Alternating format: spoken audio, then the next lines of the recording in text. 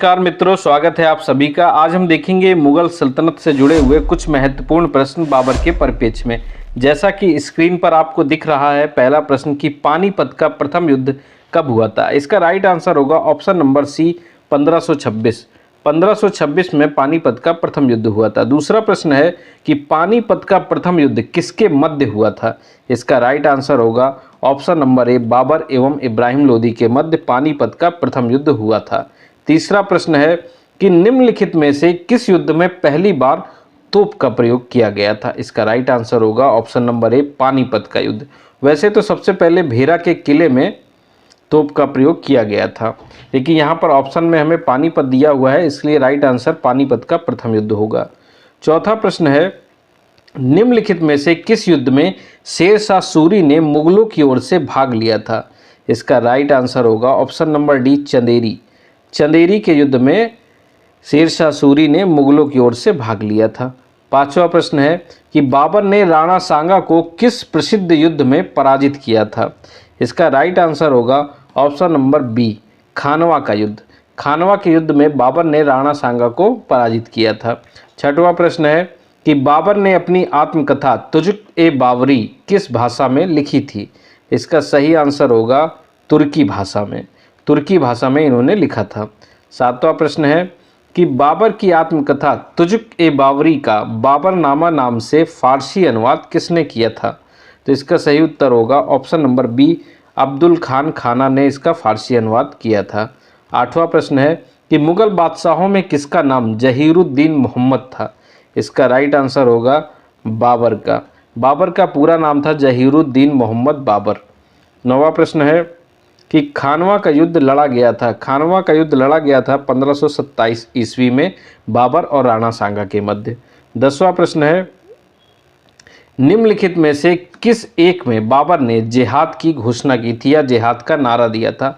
इसका right answer होगा option number B खानवा का युद्ध, जो कि बाबर और राणा सांगा के मध्य हुआ था।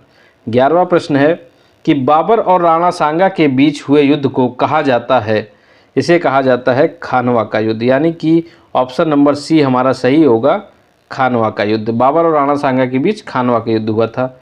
12वां प्रश्न है चगताई तुर्क शासन भारत में किस नाम से जाना जाता है।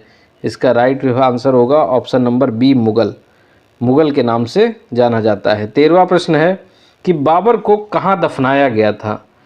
बाबर की वैसे तो मृत्यु जो हुई थी वो रास्ते में लाहौर जाते समय हो गई थी, क्योंकि लाहौर होते हुए काबुल जा रहे थे, इसलिए इनकी मृत्यु वैसे लाहौर में हुई थी। पर इनका जो मकबरा बनाया गया था, पहले तो इन्हें आराम बाग आगरा में दफनाया गया था, लेकिन बाद में इन्हें काबुल में दफनाया गया था, इसलिए इसका right answer option number B Kabul होगा। 14वां प्रश्न है बाबर की मृत्यु 26 दिसंबर 1530 को ही उसे आगरा के आराम बाग में दफनाया गया। बाद में शेरशाह के शासनकाल के दौरान उसके शरीर को निम्नलिखित में से किस स्थान पर ले जाकर दफनाया गया। तो इसका सही आंसर होगा option number C Kabul. Kabul इसका सही आंसर होगा। 15वां प्रश्न है कि बाबर की मृत्यु किस स्थान पर हुई थी। इसका राइट आंसर क्या होगा।